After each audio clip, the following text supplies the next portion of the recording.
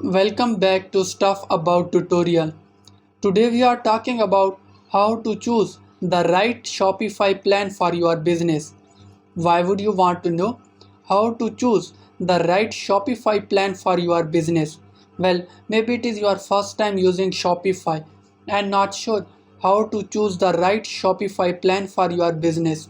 So today I am going to show you how to choose the right Shopify plan for your business. Check video description and I will try to leave the written instructions.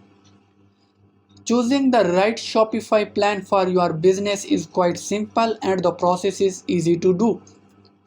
First of all, open any browser.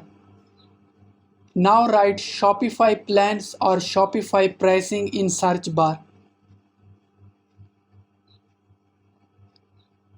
Click on the first website that is appearing.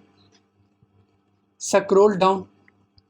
From here, you can click on any of these plans according to your business. It depends on your business model. There you go. If you wanted to know how to choose the right Shopify plan for your business, that is the easiest way I know how. If you know another way, to leave a comment below. Be sure to subscribe for more videos.